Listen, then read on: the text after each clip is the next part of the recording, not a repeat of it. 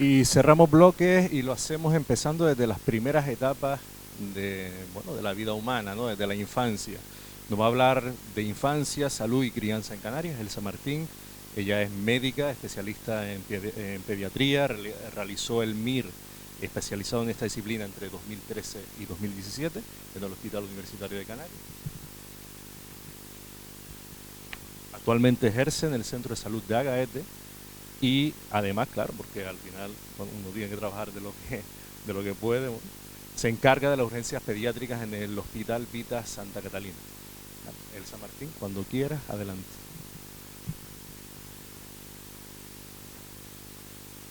Bueno, buenas tardes. Yo no sé si agradecer a la Fundación Tamaimos haberme invitado o enfadarme con ellos por obligarme a hablar de este tema tan amplio en 15 minutos. Vale, bueno. Para empezar hablando de la infancia de Canarias, tenemos que saber en primer lugar cuántos son, ¿no? Cuántos son ellos y ellas. Tenemos una población total de 2.100.000 personas, de los cuales un 17% son niños. Me refiero a personas menores de 17 años, ¿vale? En el año 2016. Para empezar a tirar algún mito desde ya, pues podríamos pensar de entrada que Canarias tiene una de las poblaciones más jóvenes de todo el estado y no es así. Tenemos un 17% que está bastante por debajo de la media del estado y bastante por debajo de muchas de las regiones del estado. Ahora vamos a pasar a hablar, sabiendo cuántos son, cuáles son sus condiciones materiales, de qué punto parten para conseguir un estado de salud, ¿no? El estado de salud que tienen. Tenemos en Canarias la mayor tasa de riesgo de pobreza o de exclusión social del Estado, con un casi 42%, en comparación con una media del Estado del 32%, 10 puntos por debajo. Y sabemos también que un 15% de la población infantil de Canarias vive en unas condiciones de privación material severa. Esto sin duda va a condicionar el estado de salud. Podría ponerme ahora a hablar de un montón de datos, indicadores de salud, algunos de ellos negativos, algunos de ellos positivos, pero tampoco los quiero volver locos con muchos datos. Sí que quiero comentar un par de ellos que me llamaron la atención para bien, ¿vale? Por ejemplo, frente a lo que diría mucha gente de la juventud canaria está echada a perder, pues por ejemplo hay que decir que tenemos en la población adolescente un índice de consumo de alcohol, de tabaco y de sustancias ilegales que está bastante por debajo de la media del Estado, lo cual a mí me alegró bastante. Y también, por ejemplo, que tenemos una tasa de diagnóstico de trastornos mentales en población infantil y adolescente también bastante por debajo de la media. Bueno, siguiendo, ¿cómo definimos la salud? Pues como un estado de bienestar físico, mental y social. Es decir, muchas veces en nuestra profesión nos quedamos en la parte física únicamente, sin tener en cuenta que somos mucho más que eso, sobre todo un individuo que está insertado en un sistema económico, social y con una serie de valores culturales que también van a condicionar su salud. Partiendo de esto, de esta definición de la salud como algo un poquito más integrador de lo que habitualmente reconocemos los profesionales sanitarios, pues quiero plantear como paradigma de las patologías socioeconómicas la obesidad infantil, ¿no? La obesidad infantil en Canarias tiene una alta prevalencia, estamos sobre un 35%, cuando la media del Estado es del 28%, pero aquí quiero decir que no nos hace falta compararnos con ningún país de fuera para saber que es un problema muy importante de salud, que además está infravalorado y que conlleva un importante gasto sanitario.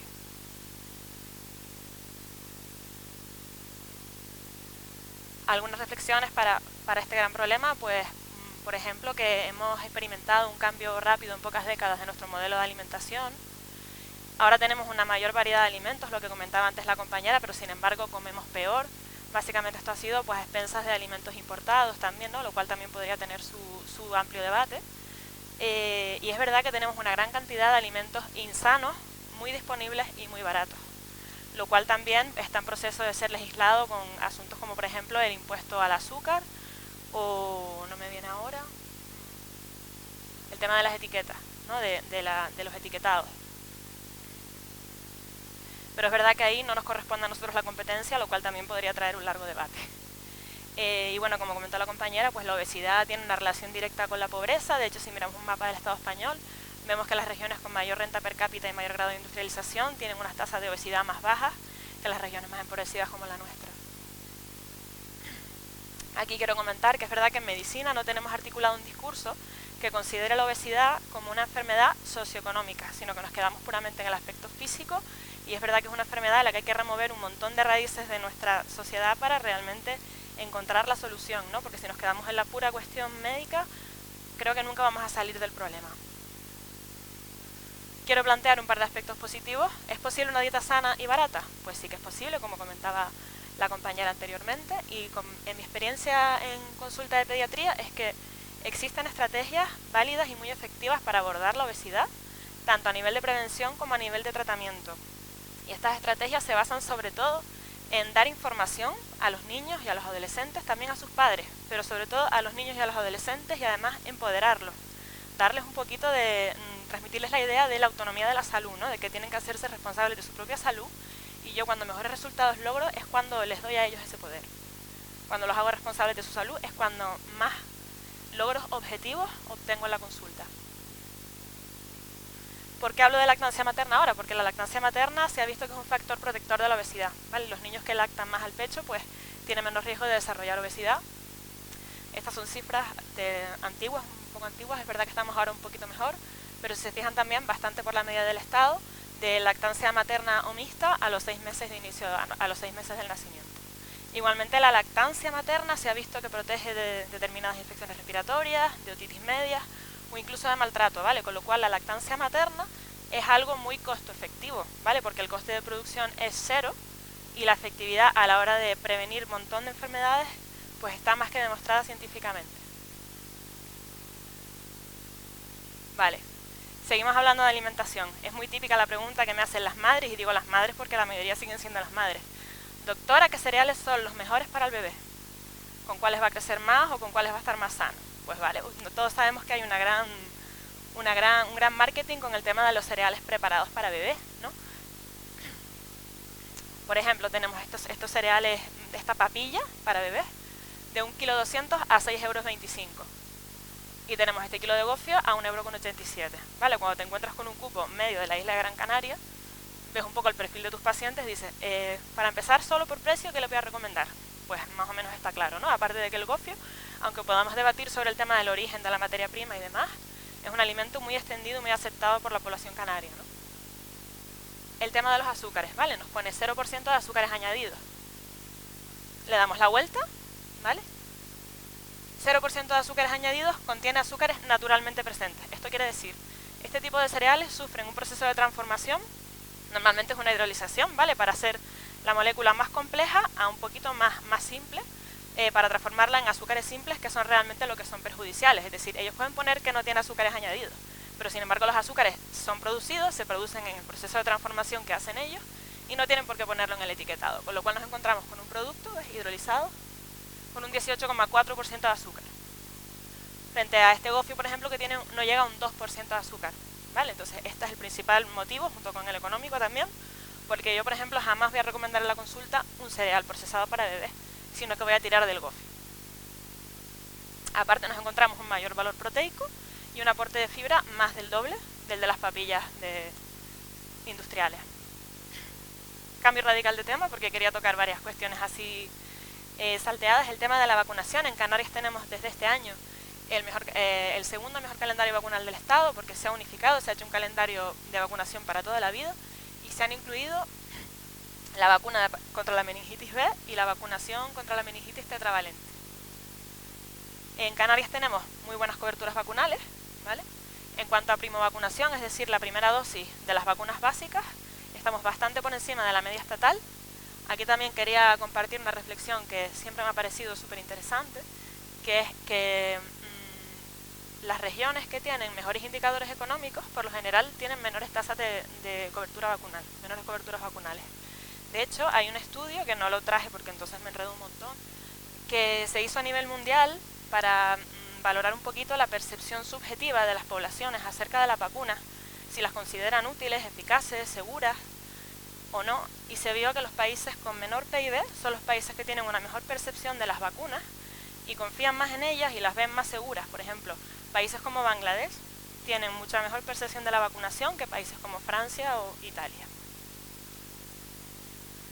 Bueno, y esto es un recorte de este año, de abril de 2019, que habla de un brote de sarampión en un colegio del sur de Tenerife. Este brote provino de 2 niños que venían de Italia, que no estaban vacunados frente al sarampión, ¿vale? Y el brote no se expandió, principalmente porque el resto de la clase sí que lo estaba, ¿vale? Razones para vacunar, muchísimas. Razones para no vacunar o contraindicaciones de las vacunas, muy pocas. Paso a hablarles ahora de quiénes atienden a nuestros niños en Canarias. Mucha gente cree que los niños son adultos en pequeñitos, y los pediatras siempre decimos no, no tiene nada que ver. La especialidad de pediatría existe por algo, ¿vale? De hecho se ha visto que se ha estudiado también, y hay varios estudios publicados al respecto en muchos países, que los cupos de niños atendidos por pediatras tienen muchos mejores indicadores de salud, sobre todo en cuanto a coberturas vacunales o a menor uso de antibióticos o a un uso más racional de los antibióticos, que los cupos que no están llevados por pediatras, sino por médicos generales o médicos de familia, ¿vale? Entonces aquí estoy barriendo un poco para casa, pero con razones, ¿vale?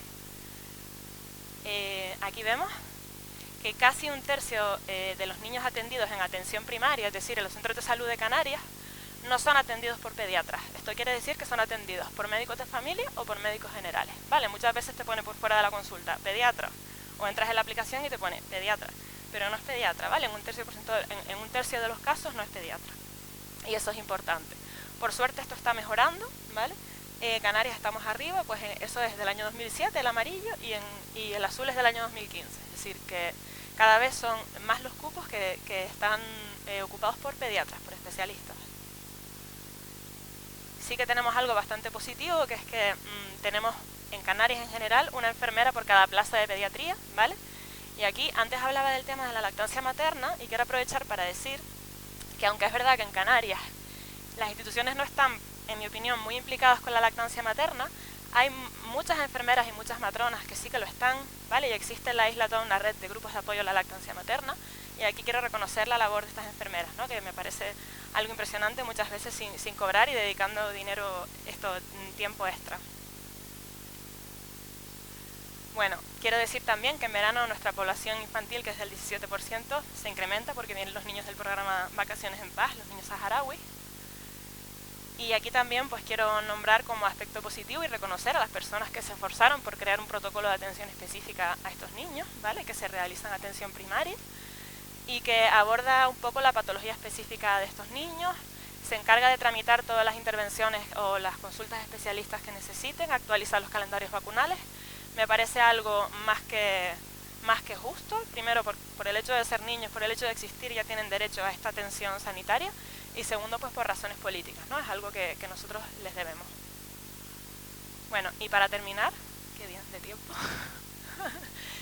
quería comentar así por encima, ¿vale? Nosotras estamos en Canarias, pero bueno, somos parte del mundo, ¿no? Y en el mundo, en todas partes actualmente, se habla de los nuevos, y yo lo pongo entre interrogantes, ahora les digo por qué, modelos de crianza. Se habla de la crianza con apego, se habla del colecho, del porteo, ¿vale? Del baby-led weaning, que es la alimentación que se inicia con sólidos directamente desde los 6 meses aproximadamente. En vez de dar solo papillas, pues empezamos directamente según las capacidades motoras del bebé a ofrecerles sólidos directamente. ¿Por qué pongo nuevos? Porque realmente es un poco volver a lo que ya se hacía antes, ¿vale? Antes realmente no había batidoras, ¿no? Entonces pues los niños empezarían a comer la alimentación pues como mejor les pareciera a nuestras tatarabuelas, ¿vale? Y el colecho pues también se practicaba más porque teníamos menos espacio, peores condiciones materiales, y el porteo también era más necesario, no era una moda, sino que era algo más necesario. Entonces realmente pues me parece muy positivo, ¿no? Estos aspectos de la crianza más con apego que se están incorporando también a nuestra sociedad, a nuestra cultura. Y bueno, quería terminar con esta reflexión, un poco decirles que yo podía haber venido aquí para plantear un montón de datos negativos, decir que estamos fatal, que es verdad, que hay muchas cosas que reclamar, muchos derechos que reclamar a las instituciones, pero es verdad que las instituciones también las hacemos las personas y que nosotros podemos implicarnos un montón en nuestro trabajo, en nuestra práctica diaria. Entonces eso es lo que a mí en cierto modo me consuela cuando me encuentro con un montón de barreras institucionales, ¿no? Y un montón de cosas que te generan impotencia, pero bueno, yo sé que tengo un campo de acción y dentro de ese campo de acción puedo intentar hacer las cosas de una manera correcta, adecuada, acorde a la evidencia, y también de una manera más integradora, ¿no? Y que se pueda hacer política desde la consulta. Y bueno, decirles finalmente que yo estoy encantada de la vida, de ver el mundo con mis ojos de pediatra. Y muchas gracias por escucharme.